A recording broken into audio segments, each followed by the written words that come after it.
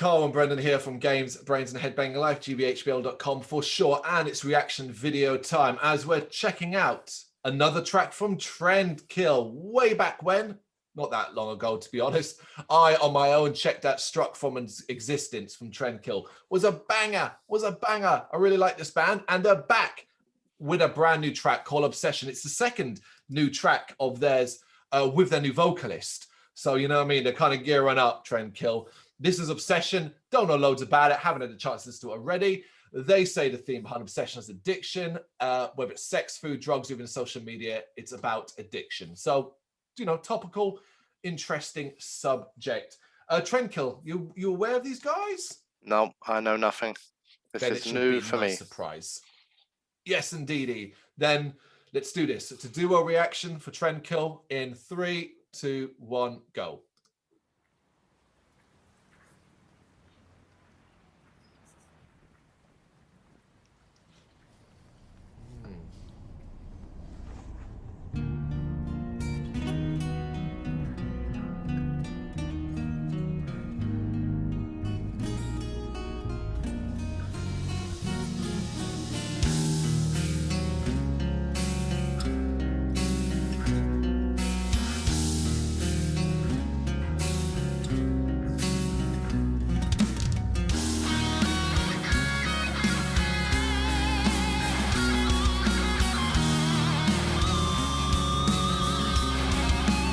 Solo to kick off the song.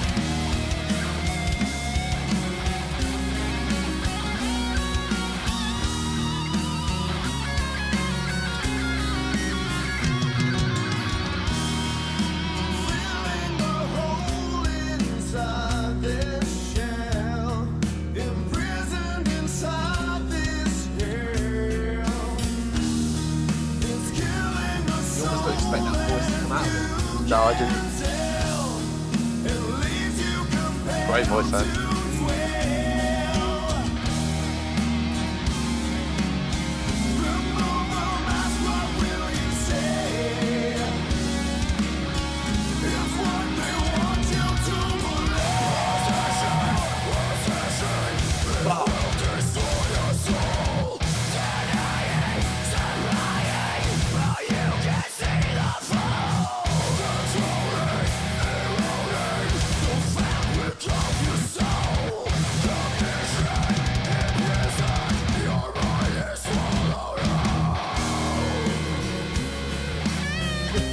Lots of light in that chorus, man. Fucking hell.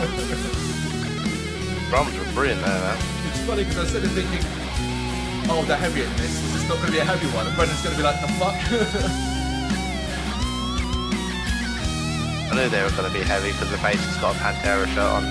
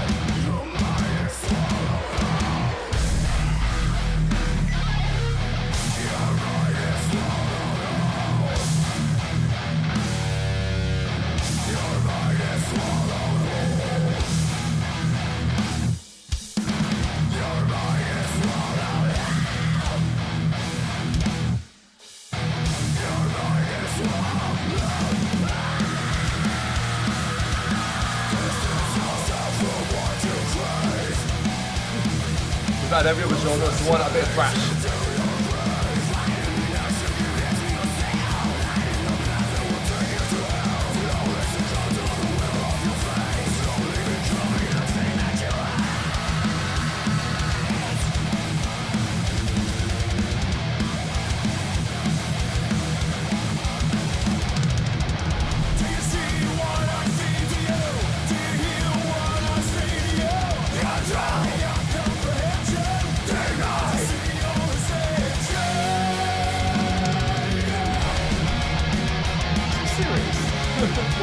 playing bass.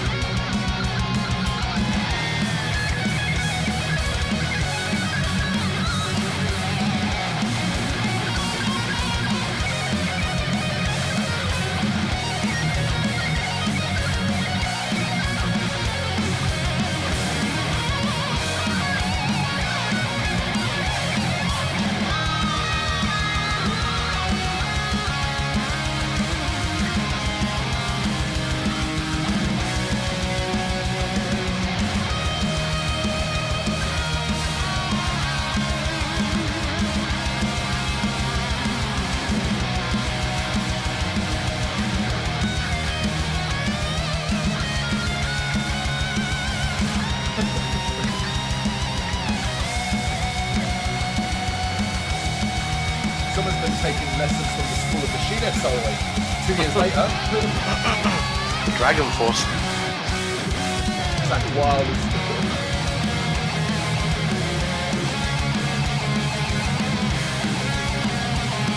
It's great though, because it keeps moving into different passages. It stays fresh constantly.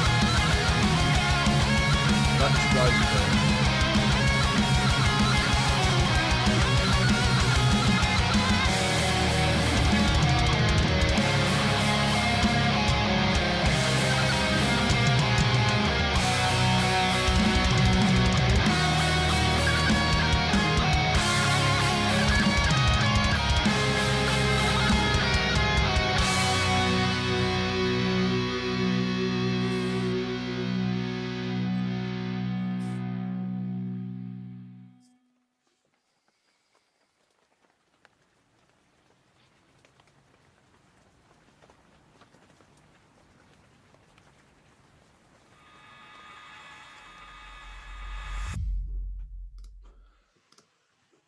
Yes, fellas. Wow.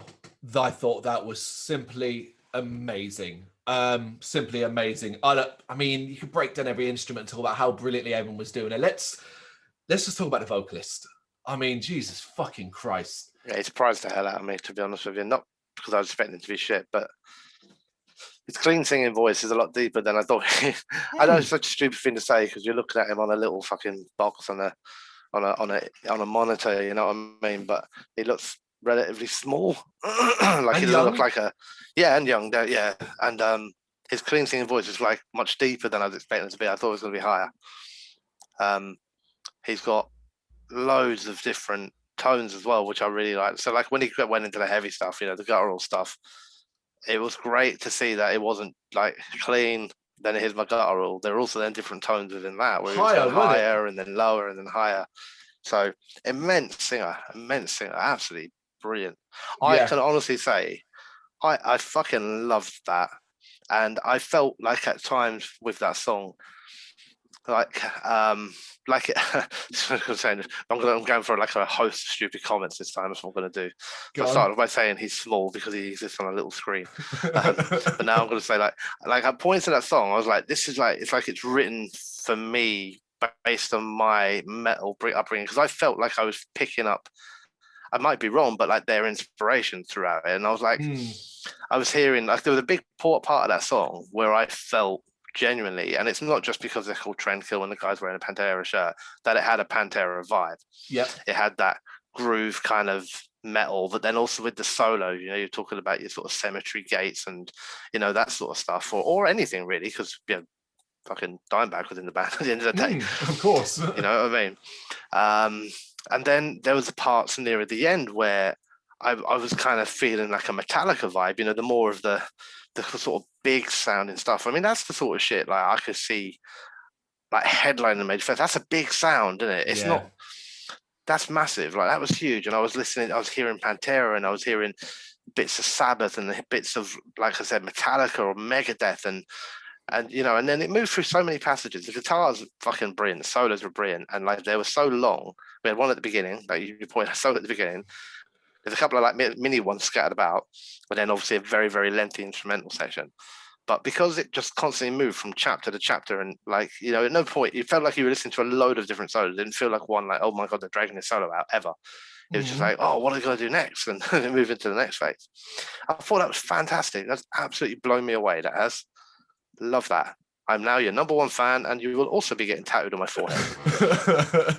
I mean, I made a reference during the video, jokey to Machine Head, but I actually want to follow that up with actually when Bren was talking about like identifying the Metallica one was amazing, particularly when it went to that thrashier edge. I got those, and you talked about big sounds. I got those Master Puppet vibes. But the other one for me was during solo. Was all I kept thinking was, is this Trendkill's Halo? Is this Trendkill's Halo? Like, that's a comparative that I was like, the different passages in the solo and the speed, the going up gears and then so on. And it was like, okay, you're doing this really, really special shit here as well. Great drum beats, but other parts, you say, it's getting down and dirty and heavy, reaching kind of, we've got that groove metal sound, but you've also got this kind of edgy deathcore-esque metalcore style guttural beats as well. Yeah, I mean, that was over 6 minutes that flew by. Like, to the point where I didn't really want it to end. I was like, it's going to end, but I was I'm happy. okay.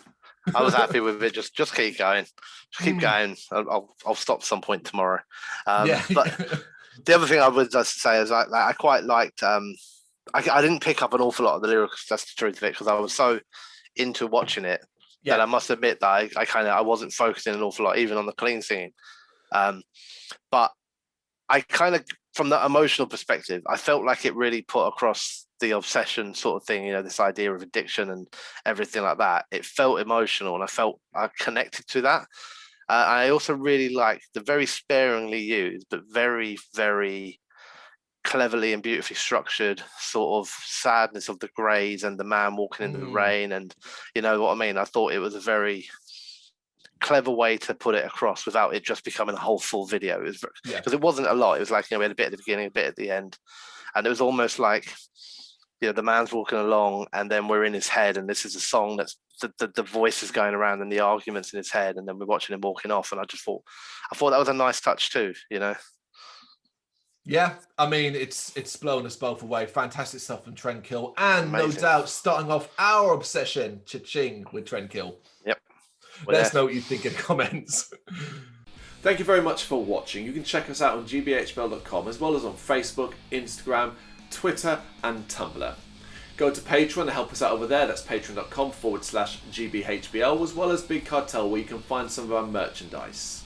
We have a podcast running on SoundCloud and Apple Podcasts. And of course, if you like this video, do us a favour, hit the subscribe button and help the channel grow. Games, horror and heavy metal. What else is life for?